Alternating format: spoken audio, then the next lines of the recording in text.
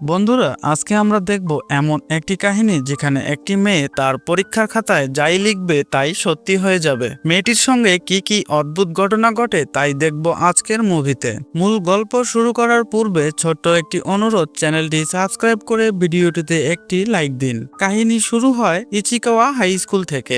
একজন শিক্ষক টেস্ট পরীক্ষার পর তাদের রেজাল্ট দিচ্ছিল। এই সকল ছাত্রছাত্রীদের মধ্যে আশুকা নামের একটি মেয়ে ছিল, যে কিনা পড়াশোনায় অনেক দুর্বল ছিল। মূলত এই পরীক্ষাটা অনেক সহজ ছিল, তারপরেও আশুকা এ পরীক্ষায় শূন্য পায়। আশুকার বয়ফ্রেন্ড ইউসিডা আশুকার মন রক্ষার জন্য তাকে বলে শূন্য আমার লাকি নাম্বার। এরই মধ্যে তাদের টিচার অনেক রেগে যায় এবং তাকে বলে এখন যদি তুমি পড়াশোনা না করো তাহলে জীবনে আর কোনো কিছুই করতে পারবে না। পরের পিরিয়ডে হিস্টোরি টেস্ট দিবে, যার কারণে আশুকা আগে থেকেই অনেক ভয় পেয়ে আছে। প্রথম প্রশ্নে লেখা ছিল বিখ্যাত মন্দিরের নাম যেখানে পয়সা দিলেই মান্যত পূরণ হয়ে যায়। আশুকার এই প্রশ্নের উত্তর জানা ছিল না, কিন্তু ওই জায়গা খালি রাখার পরিবর্তে সে ফাজলামো করে অন্য কিছু লিখে দেয়। যখন সে উত্তরটা লেখে তখনই বাইরে দেখা যায় উজ্জ্বল আলো জ্বলজ্বল করছে। এরপর শহরের এক জায়গায় আশ্চর্যভাবে একটি জঙ্গলের মতো জায়গা তৈরি হয়ে যায়। এর পরের দিন আশুকা ও তার বয়ফ্রেন্ড যখন স্কুলে যাচ্ছিল তারা তখন ওই জঙ্গলের মতো জায়গাটি দেখতে পায়। তারা দুইজন ভাবে কাল পর্যন্ত তো এখানে কিছুই ছিল না,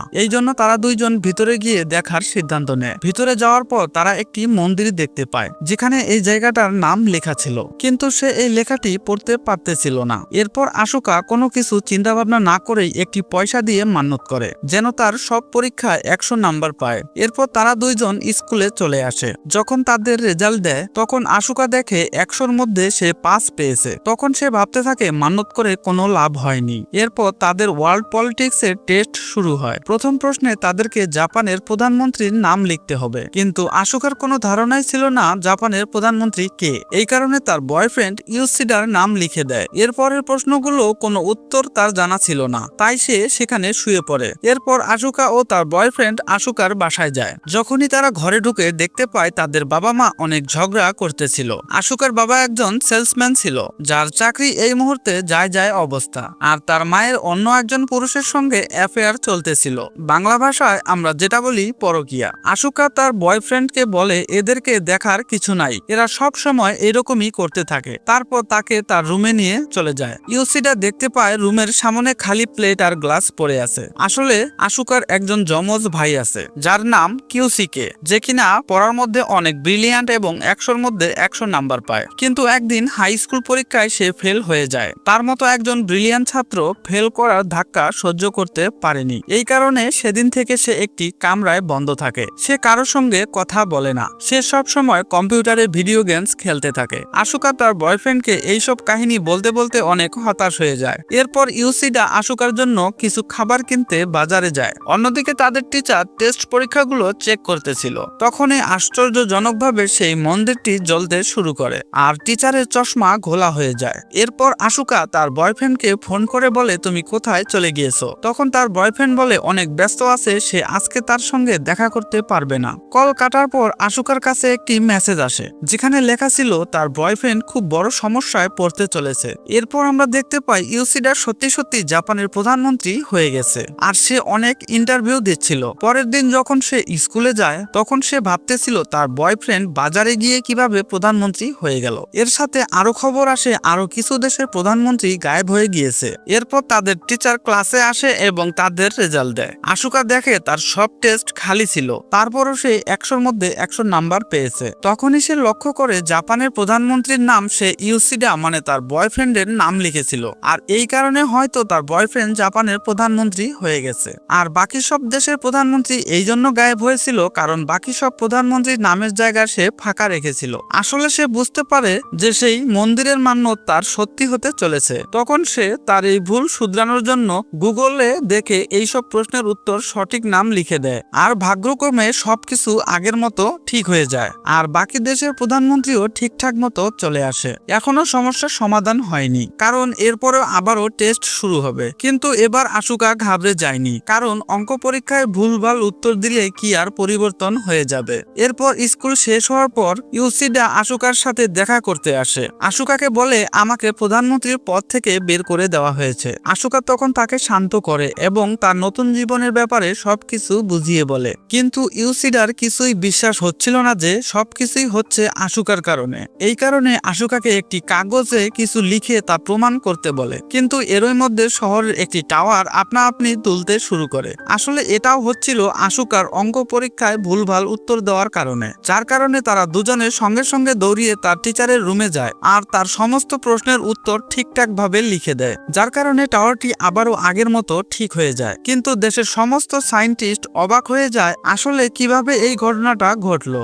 এরপর তারা দুইজন বাড়ি ফেরার পথে আবারও সেই রহস্যময় জঙ্গলের কাছে পৌঁছে যায়, কিন্তু সেখান থেকে সবকিছুই গায়েব হয়ে গিয়েছিল। তাদের সেই মন্দিরের নাম মনে ছিল না, তাই সেটা খুঁজে বের করাও সম্ভব ছিল না। এরপর আবারও পৃথিবীতে কোনো ঝামেলা না হয়ে যায়, এই কারণে সে তার সমস্ত পরীক্ষায় উত্তর ঠিকঠাক ভাবে লেখার সিদ্ধান্ত নেয়, যার কারণে সে অনেক পরিশ্রম শুরু করে, সারা দিন সারা রাত পড়াশোনা শুরু করে, কিন্তু 2 মিনিটের মধ্যেই সে ঘুমিয়ে পড়ে।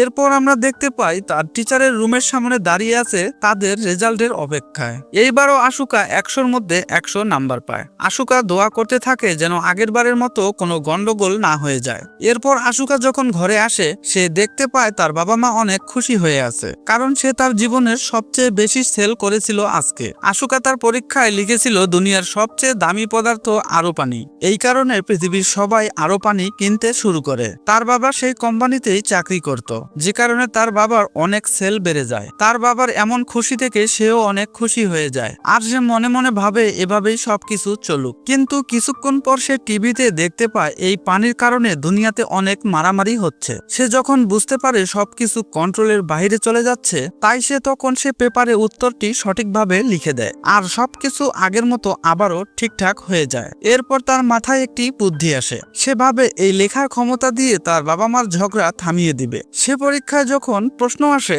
এবার স্পেসে কোন ব্যক্তি যাবে, তখন সে তার মায়ের বয়ফ্রেন্ডের নাম লিখে দেয়, যার কারণে সে তার মায়ের সঙ্গে ব্রেকআপ করে পরের দিন স্পেসে চলে যায়। ব্রেকআপের পরে তার মা তাদের পরিবারকে সময় দিতে থাকে এবং তাদের জীবন আগের মতো সুন্দর হয়ে যায়। এখন সে তার ভাইকে সাহায্য করতে চায়, যার কারণে সে পরের পরীক্ষায় লিখবে তার ভাই ঘরের বাইরে এসে সবাইকে গুড মর্নিং বলবে, কিন্তু এই প্ল্যান শুরু হওয়ার আগেই ফেল হয়ে যায়, কারণ আশুর বাবা তার ভাইয়ের রুমে গিয়ে তাকে জোর করতে থাকে বাইরে আসার জন্য। এরপরে আমরা জানতে পারি আশুর বাবার চাকরি চলে গেছে, তার মা আবারও কারোর সঙ্গে পরকীয়া শুরু করে দিয়েছে। তখন আশুকা বুঝতে পারে তার এই ক্ষমতায় ঘরের শান্তি হয়তোবা কিছুক্ষণের জন্য ঠিক হবে, কিন্তু সারা জীবনের জন্য থাকবে না। আশুকা তার ভাইয়ের সঙ্গে নিজে কথা বলে তার ভাইকে নর্মাল জীবনে ফিরিয়ে আনার চেষ্টা করবে, কিন্তু তার ভাই তার কোনো প্রশ্নের উত্তর দেয় না। এরপর আশুকা তার ভাইয়ের দরজার সামনে বসেই জোরে জোরে পড়াশোনা শুরু করে তার পরীক্ষার জন্য। যেহেতু তার ভাই একজন ব্রিলিয়ান্ট ছাত্র ছিল, তাই আশুকা জানে সে যদি কোনো ভুল করে তাহলে অবশ্যই তার ভাই তার ভুল ধরিয়ে দেওয়ার জন্য হলেও বাইরে আসবে, কিন্তু তাও তার ভাই বাইরে আসে না। এর পরের দিন আশুকা যখন সামান্য একটি অঙ্ক সমাধান করতে পারতেছিল না, তখন তার ভাই তার অঙ্ক সমাধান করে দেয়, কিন্তু ঘরের ভিতরে থেকেই সে সবকিছু বলছিল। যেটাই হোক না কেন অন্তত কথা তো বলছিল। তার ভাইয়ের সাহায্যে আশুকাও মন লাগিয়ে লেখাপড়া করতে থাকে। এর কিছুদিন পর তার বাবাও সেল বাড়ানোর জন্য একটি বই পড়তে শুরু করে আর তার কাজের দক্ষতা বাড়ানোর চেষ্টা করতে থাকে। এইদিকে তার মা তার সমস্ত বয়ফ্রেন্ডের নাম্বার ডিলিট করে দেয় এবং পরিবারকে ভালোবাসতে শুরু করে। এরপরে আশুকা কারো সাহায্য ছাড়াই তার পরীক্ষায় 100-র মধ্যে 100 নাম্বার নিয়ে আসে। সে দৌড় দিয়ে এই সুখবর তার ভাইকে বলতে যায়, কিন্তু সে তখনও দরজা খুলে না। পরদিন সকালে সবাই যখন নাস্তা করছিল, তখন কেসুই নিজের ঘরের বাইরে এসে তাদের সামনে দাঁড়িয়ে যায়। সে তার বাবার কাছে মাপ চায়